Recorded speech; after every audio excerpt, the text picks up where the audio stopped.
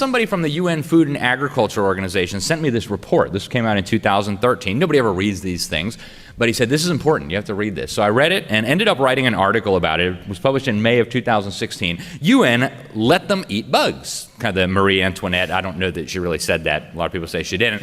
But the report was about how they're gonna make us eat bugs. How meat and chicken and traditional agriculture were not sustainable. And the food of the future was gonna have to be creepy crawlers. And they actually have a big section in the report about, those Westerners, they're pretty picky with their food. They're not really gonna wanna eat bugs. We're gonna have a major propaganda campaign. We'll use state-funded media and we'll use government indoctrination centers masquerading as schools to get them used to the idea of eating bugs. And so I reported all this over 10 years ago. And then along comes Joe Biden. With regard to food shortages, yes, we did talk about food shortages.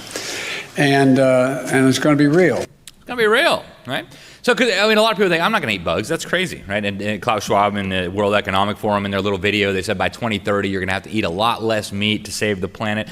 So how are they going to get people to eat bugs? Well, a combination of propaganda, indoctrinating children, and making you very, very hungry. And what you'll find as you look at these policies is every single one of the national and state and local policies traces directly back to various UN and World Economic Forum programs like Agenda 2030. Agenda 2030 was signed by every national government in the world in 2015. On behalf of the United States, Barack Obama called it an executive agreement. And it's a plan to totally transform every element of our lives. In fact, the head of the UN General Assembly at the time called it the master plan for humanity. And if you read the preface, it says over and over again, no one will be left behind. And so a big part of this, as you read it, and I tie all the points back to that, is you got to transform agriculture, you got to transform the food supply, you got to transform every element of life.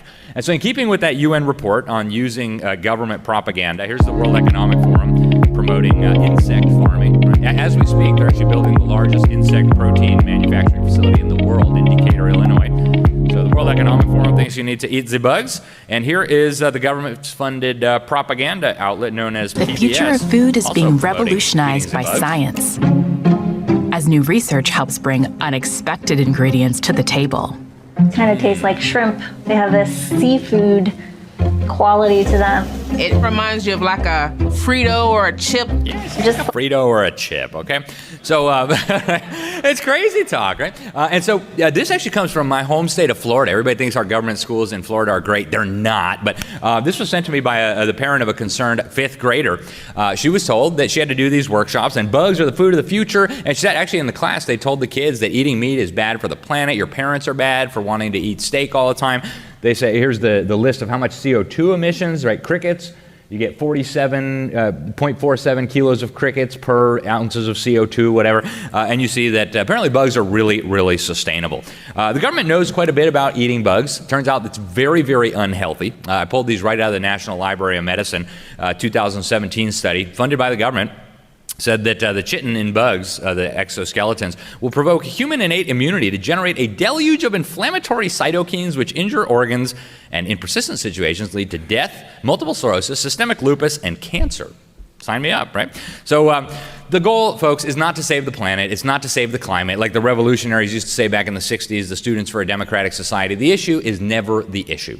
It's not about global warming. It's not about sustainable development. It's about enslaving humanity. They want to wipe out small, medium-sized producers, centralize food control in the hands of mega corporations in bed with the mega governments. They want to move the population into the mega cities and ultimately bring about this great reset in what they call the New World Order. And I'm out of time, but I'll leave you with Dr. Kissinger, our satellite time is running out. What wonderful opportunity to conclude our week here with such concrete proposals and ideas of how we can really create, I would say, a new world order. A world order where everyone shall eat bugs.